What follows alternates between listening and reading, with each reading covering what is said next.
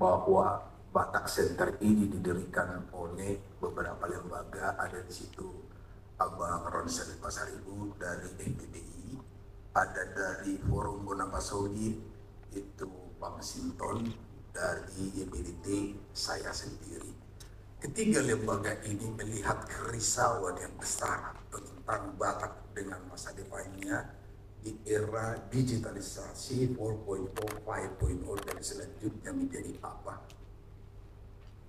Kita begitu bangga dengan budaya kita, tetapi kita tidak merasakan itu dari dalam diri kita sehingga suatu saat itu akan kuvalis. Dan ini akan terancam menjadi budaya punah. Kita sendiri pun akan punah dari identitas sendiri. Kita telah membawa diri kita kepada yang terlihat oleh mata, termasuk pembangunan pariwisata ya. Ketua Umum BODT yang terhormat, kembali saya sapa dulu supaya jangan terlalu jauh. Yang terhormat Menteri Pariwisata Sandiaga Salahuddin Uno yang tidak hadir di sini, juga Dirjen Kebudayaan Hilman Farid PhD, dan juga Ketua Umum Batak Center, Sekretaris Batak Center Sinton Panjaitan, Jerry Rudolf F.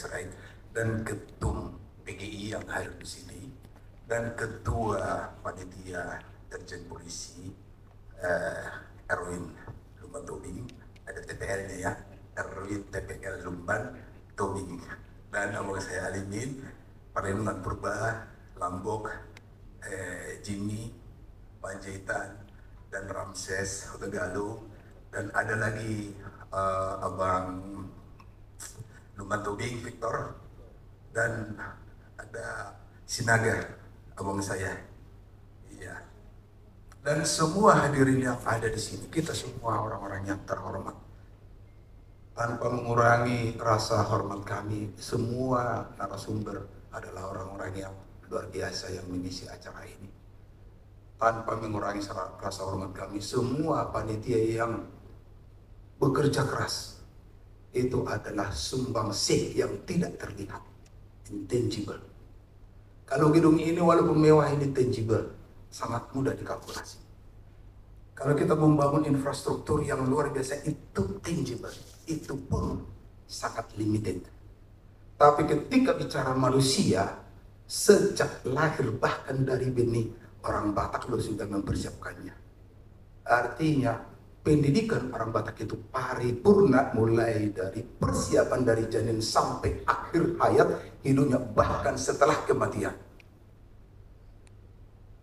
Demikianlah Batak Center pada saat itu hadir tampil untuk melihat mau kemana Batak ini, sehingga didirikanlah dengan mengumpulkan tokoh-tokohnya dari semua puak, semua kepercayaan dan agama, semua wilayah, semua generasi, anak-anak, remaja, orang tua, dan semua gender, wanita dan pria, supaya bangkit, recollection, dalam rangka membangun dimensi yang kuat, eos, logos, ethos, kairos, supaya bisa menghadapi era digitalisasi yang sebenarnya sangat terbatas.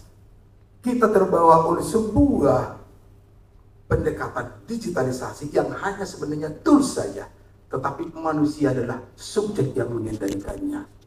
Karena itu budaya harus hadir di sini. Semenjak kita mempersiapkan mereka, kita harus hadir. Sekarang kita bicara yang namanya digital mastery. Ada 5.0 social digital. Tapi saya yakin akan ada 6.0 yang namanya social digital and culture.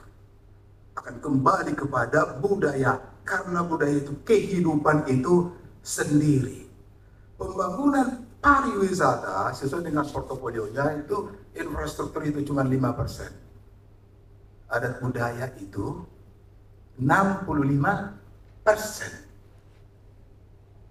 Alam itu hanya 35%. Sehingga kalau pembangunan apapun, aspek apapun, menafikan yang disebut dengan budaya, kebudayaan, akan kita membangun yang tangible, yang manusia seperti fisik yang tidak begitu hidup. Dan ini menjadi persoalan serius di dalam sebuah pembangunan. Sehingga muncul semua pembangunan yang bias di dalam berbagai aspek. Karena pembangunan itu tidak dilihat dari berbagai aspek dan aspek yang holistik. Aspek holistik itu pun tidak melihat manusia sebagai subjek, tetapi melihat tools sebagai subjek. Kita mengurusi lebih banyak yang mati daripada yang hidup. Batak Center hadir di sini. Makanya ketika kita bicara tentang revitalisasi budaya, kita sebut kongres kebudayaan Batak.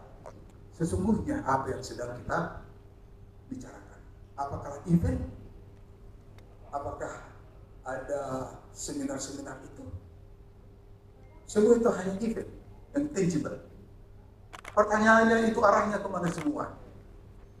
Kalau saya melihat ada disruption yang begitu cepat di kemudian hari, sehingga kalau kita mau identiti dan identitas kita di zaman yang sangat cepat digital itu, semenjak sekarang kita mulai dari rumah, dari diri kita sendiri, lalu sekitar kita, negara, global, kita harus melekat dengan budaya kita.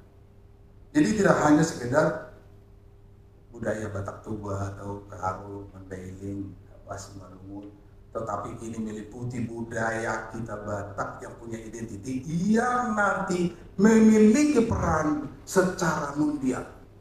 Karena dunia ini sudah flat. Sesungguhnya tidak ada yang disebut dengan ekspor impor kalau kami di bisnis. Semua sudah tidak ada batas, hanya logistik cost-nya aja. Karena semua sudah free tax, sudah perdagangan terbuka. Jadi kalau kita harus melihat direction kita mau kemana, spirit yang mendorong kita supaya berlabuh di mana, sehingga disebut dengan eksistensi. Apakah kita sedang berpikir sebuah eksistensi, identitas? Saya kira itulah yang sedang kita gumuli dalam pertemuan ini.